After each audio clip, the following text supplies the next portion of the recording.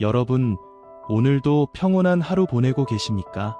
죽을 때 가져가는 것 하나 없는데 왜 그리 아등바등 사나 라는 말, 젊었을 땐 그저 흘려 들으셨죠? 하지만 70이 넘고 내 몸이 예전 같지 않음을 느끼는 순간 이 말은 더 이상 철학적 문구가 아니라 내 눈앞에 닥친 가장 서늘한 현실이 됩니다.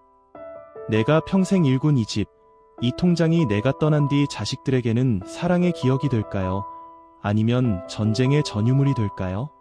유튜브 데이터는 말해줍니다.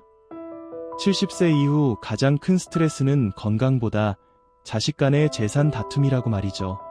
오늘은 아직 살아있는 어머니의 집을 두고 계산기를 두드리는 자식들을 보며 인생의 마지막 보따리를 스스로 비우기로 결심한 어느 73세 어머님의 사연을 들려드리려 합니다.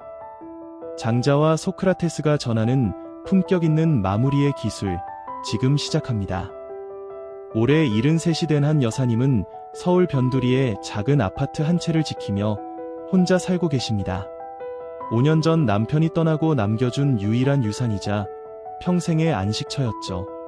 한 여사님은 이 집에서 자식들에게 짐 안 되고 조용히 눈을 감는 것이 마지막 소망이었습니다. 하지만 명절마다 모이는 자식들의 대화는 어느덧 안부 대신 집값으로 채워지기 시작했습니다. 엄마, 요즘 이 동네 재개발 소식 있다는데 차라리 지금 팔아서 우리 좀 나눠주시고 엄마는 공기 좋은 실버타운 가시는 게 어때요? 큰아들의 이 말 한마디는 한 여사님의 가슴에 얼음물을 끼얹은 것 같았습니다. 둘째 딸은 옆에서 한술 더 떴습니다. 오빠 말도 일리가 있어. 나중에 돌아가시고 나서 상속세 문제 복잡해지는 것보다 지금 정리하는 게 깔끔하지. 살아있는 부모를 앞에 두고 마치 유품 정리하듯 떠드는 자식들의 목소리에 한 여사님은 그날 밤 텅 빈 거실에서 잠을 이룰 수 없었습니다. 사건은 남편의 오주기 제삿날 터졌습니다. 정성껏 음식을 차려놓은 한 여사님 앞에서 자식들은 제사보다 지분을 두고 고성을 높였습니다. 큰아들은 자신이 장남이니 집의 절반은 가져야 한다고 주장했고, 둘째 딸은 그동안 엄마 병원비를 누가 더 많이 냈냐며 과거의 서운함까지 끄집어냈습니다. 제사상은 뒷전이고 거실 바닥에는 욕설과 원망만이 가득 찼습니다. 한 여사님은 영정사진 속 남편의 얼굴을 보기가 민망해 고개를 떨궜습니다. 내가 평생 저 아이들을 위해 굶주리고 참아온 세월이 고작 이 낡은 아파트 한 채 때문에 무너지는구나. 자식들에게 남겨주려 했던 유산이 사실은 자식들을 괴물로 만들고 있었다는 비참한 진실. 한 여사님은 그날 결심하셨습니다. 자식들의 싸움을 멈추게 하는 유일한 길은 내가 가진 것을 모두 지워버리는 것뿐이라는 사실으로. 이 지독한 혼란 속에서 우리는 장자의 위대한 지혜를 만나야 합니다. 장자는 말했습니다. 만약 사람이 배를 타고 강을 건너다 비어있는 배, 허주와 부딪히면 아무리 성격이 급한 사람이라도 화를 내지 않는다. 하지만 그 배에 사람이 타고 있다면 욕설을 퍼부을 것이다.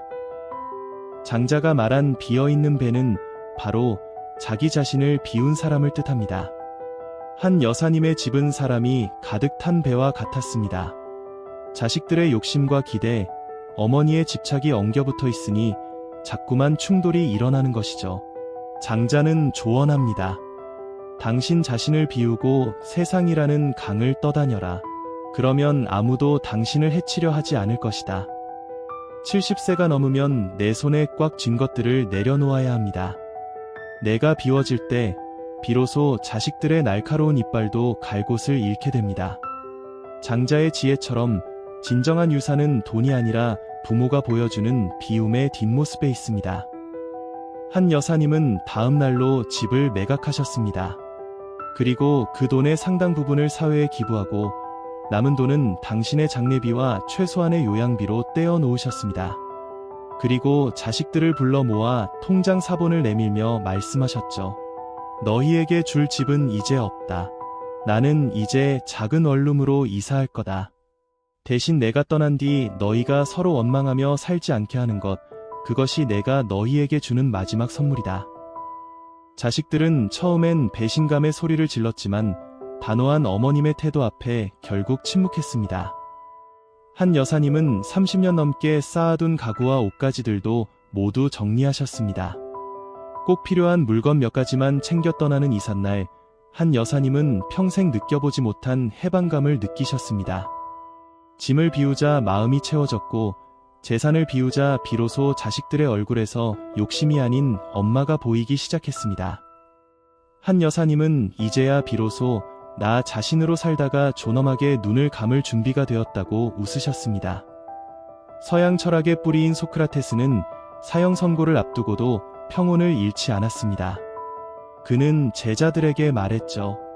음미하지 않는 삶은 살 가치가 없다. 소크라테스에게 철학이란 어떻게 잘 죽을 것인가를 배우는 과정이었습니다. 그는 죽음 앞에서도 자신의 영혼이 타락하지 않는 것을 가장 중요하게 여겼습니다. 소크라테스의 눈으로 볼 때 재산 때문에 자식과 싸우는 것은 자신의 영혼을 병들게 하는 일입니다. 그는 강조했습니다. 너 자신을 알라. 당신이 누구인지, 무엇이 진짜 소중한지 안다면 덧없는 물질에 매달리지 않을 것이다. 한 여사님이 집을 비운 행위는 소크라테스적 성찰의 완성입니다.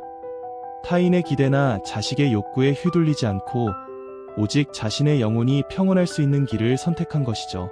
여러분, 소크라테스처럼 당신의 마지막을 스스로 설계하십시오. 남의 손에 맡겨진 마무리는 초라하지만 내가 직접 비워낸 마무리는 장엄한 예술 작품이 됩니다. 존경하는 여러분, 70세가 넘은 우리에게 남은 가장 소중한 일은 잘 떠나는 연습을 하는 것입니다. 자식에게 남겨줄 돈 한 푼보다 더 귀한 것은 자식들이 당신을 떠올릴 때 평온하고 당당했던 뒷모습을 기억하게 하는 것입니다.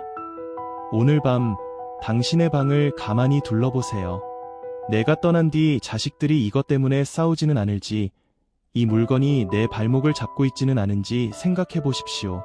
그리고 하나씩 비워내십시오. 물건을 비우고, 기대를 비우고, 마지막에는 욕심까지 비워낼 때 당신은 비로소 세상에서 가장 부유한 빈손이 될 것입니다. 지혜의 서재는 당신의 고귀한 마무리를, 그리고 당신이 마주할 진정한 자유를 온 마음 다해 응원합니다. 오늘도 오롯이 당신으로 충만한 평온한 밤 되십시오. 감사합니다.